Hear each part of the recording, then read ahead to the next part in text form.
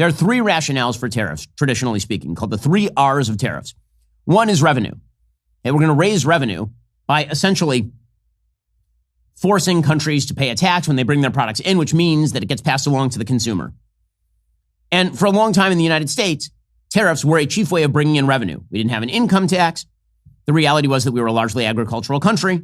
And so importing products into the United States created an enormous amount of revenue.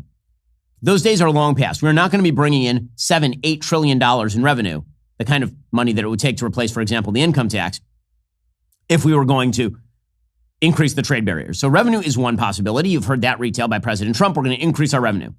Number two is restriction. Okay, and the real question here is whether President Trump is doing tariffs because he likes restriction, or the third R, reciprocity. This is the biggest question in the markets. Restriction or reciprocity? Are we restricting trade because we are seeking to protect particular sectors of American industry?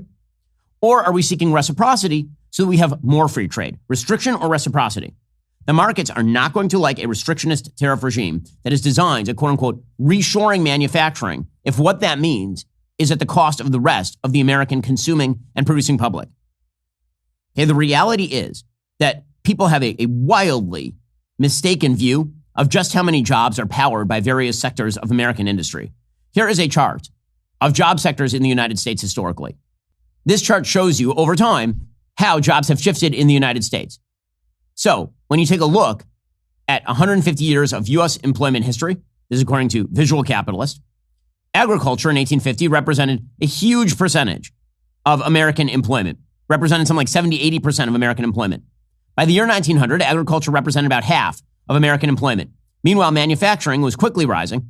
Manufacturing hit all-time highs in the 1950s and 60s when it represented somewhere in the neighborhood of 26% of all American jobs. Agriculture shrunk down. Today, the reality is that about 10% of jobs in the U.S. private sector are in manufacturing, 10.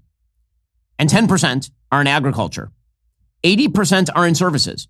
So if you are doing restrictionism in order to bulk up American manufacturing, which, by the way, will be largely done by machines, not by additional humans, if that is your goal, and it's not a national security goal, it's a goal because you think you have a peculiar view that America is going to return to the 1950s where people were working on sewing machines in factories or riveting in Ford factories. First of all, it's not the way that it's going to work because that is not how it works in industrialized countries. You have factories that are like that in China because China has 1.4 billion people and can force people in penury to work for pennies on the dollar. But here in the United States, we're going to push all of that into machinery, which is precisely why industrial production has continued to rise while employment in America has actually dropped because technology replaced the jobs. It was mostly not outsourcing. It was actually technology that replaced those jobs. Bottom line is this. If the goal of President Trump is restriction in order to bulk up the number of people employed in the manufacturing sector, for example, which sometimes President Trump retails, the markets are not going to like that. If the goal is reciprocity, and we start seeing in the next few days, President Trump cut good deals, which is the thing everyone is urging him to do. I'm urging it. Elon is urging it. Bill Ackman is urging it. Everyone, Bessent is urging it, as it turns out. If that is the plan, then the markets are right not to panic.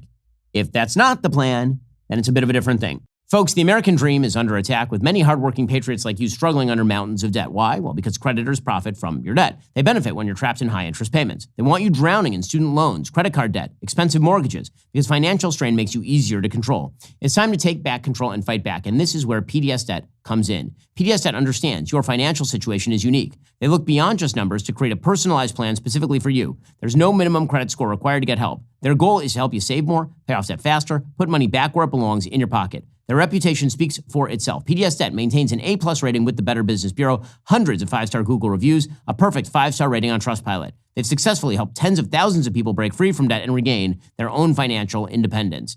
Again, I know tons of people who've been stuck behind the 8 ball on debt. It is just brutal. There's no reason for it for you. You're 30 seconds away from being debt-free. Get your free assessment and find the best option for you right now at pdsdebt.com/Shapiro. That's pdsdebt.com/Shapiro, pdsdebt.com/Shapiro. None of this, by the way, is a rip on President Trump's China policy, which I think is right. I think we should be tariffing the living hell out of China. China is a bad actor on the world stage. In fact, one of the reasons not to tariff our allies and look for zero tariff regimes with, say, Vietnam, Japan, South Korea, is because you want to build a ring of fire around China. You want to build a trading ring around China that throttles China. You want all of those countries to be our allies? You want all of those countries to trade more with us than they trade with China? That would be the goal. When you force everybody out into the cold, they're going to start making common cause with each other. That is the reality. You're seeing it from Canada, of all places. Mark Carney up in Canada is basically saying he wants to do a trade deal with China. And China is coming and offering all these places zero tariff regimes while President Trump is pushing out 10% tariff at a minimum.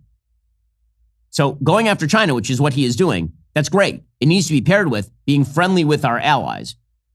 And good foreign policy and good economics is your friends are your friends and your enemies are your enemies. Not your friends are your enemies and your enemies are your enemies. That is a bad policy. President Trump hit back hard against China, according to the Wall Street Journal yesterday, but left the door open to talks to lower tariffs for other countries. Again, this is why I think the markets are kind of sanguine. President Trump's comments leave countries and industries to fend for themselves ahead of his self-imposed deadline Wednesday for imposing steep duties on nations like China, Japan, and Vietnam. So today's going to be a big day, depending on whether he cuts any deals or gives indicators that the deals are going to be cut this week. Here's President Trump yesterday asked on whether the tariffs are permanent or whether they're temporary, and his answer was, some of one, some of the other, who knows? Well, it can both be true. There can be permanent tariffs, and there can also be negotiations, because there are things that we need beyond tariffs. There are a lot of things like opening up countries that were totally closed. China's essentially a closed country.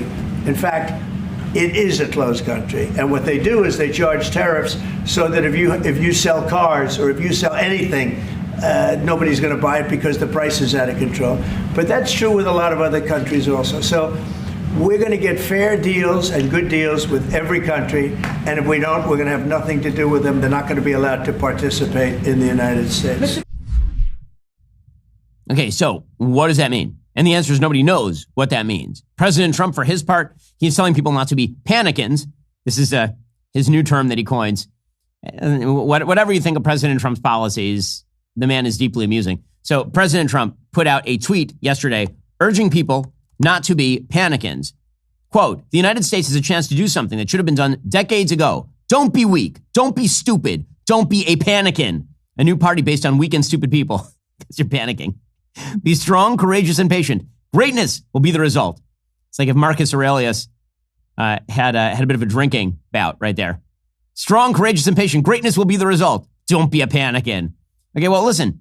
Everybody is happy not to panic if President Trump takes the off-ramp and we get to better trade deals. In fact, that'll be a win for President Trump. He should take the win. That's a thing that he should do.